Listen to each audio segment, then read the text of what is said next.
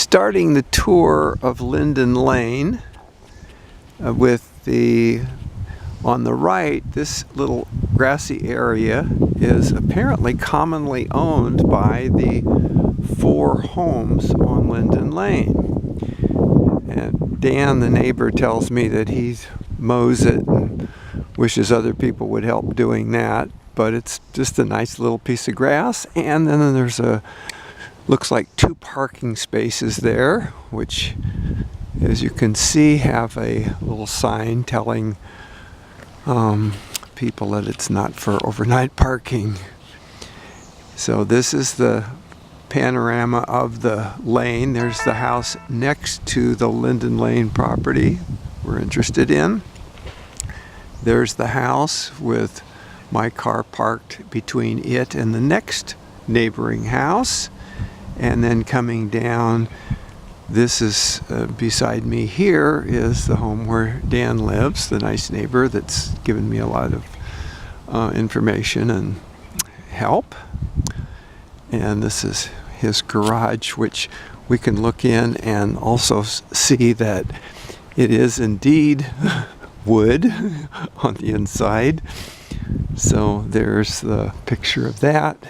And I'll also look up and see. You can see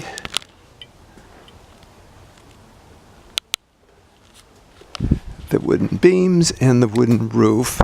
Now, continuing on up the lane, we'll go to the house. As you can see, this big brown house is a little larger, perhaps, and it shares in common with 15374 the wonderful woods on the back, which make them both seem really cozy and secluded. So here's approaching the house, and I'm going to try to enter the property here through the gate.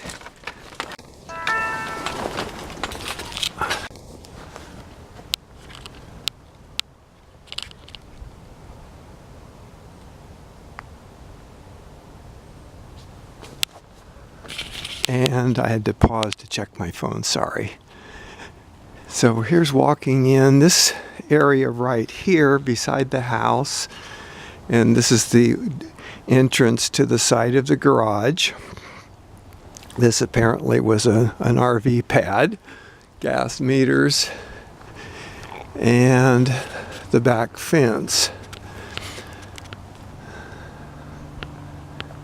This is the backyard. And you can see the trees are very tall behind the place, surrounded in it's almost like a park setting. To my way of thinking, I like the way this yard is, because there's no real grass planting here. Here's one of the few flaws I noticed is there's a big crack across the patio here, which I think would want to be filled in. And then I'm going to shoot up to the roof. The roof is brand new, and the pipe you see is the one on the right would be for the furnace, and then of course the chimney for the fireplace, which has a gas insert in it, so don't have to worry about the chimney fires from creosote buildup of wood burning. So here's the plantings that I mentioned in the notes. Rhododendron plants here, and I don't know the name of these other plants, but these are all annuals, and the leaves go away for a while, but there's not a lot of work in this yard, which is really appealing to me. Some bamboo at the end, which we'd want to watch so it doesn't get out of hand. And then this is the neighboring house, which you can see has no windows on these ends next to this house, so I like the privacy from that. Oh, here's one little maple tree with enormous leaves, so there is one annual tree, but it's very small. So this is, and this is the fence. This is the lowest point in this fence that extends the length of the property. As you can see, this is the woods with a ravine behind it, and looking across the ravine, you can't see through the woods, but I cannot see any construction. All I can see is woods for at least 100 yards. So this is the fence, and behind that big tree with ivy on it is the corner of the property. So it goes down there, and you can see the neighboring house here, and this is the end of this house. This is with the front being around the corner. So I will walk a little bit more.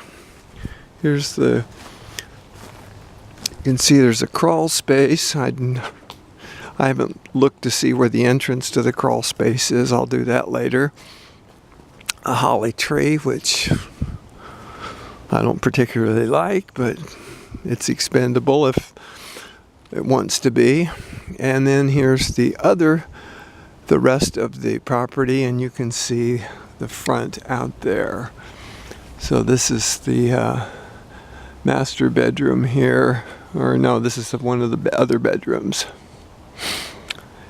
And then the fence, and there's the cyclone fence at a modest height all the way around it, which certainly keeps out dogs. And that's all.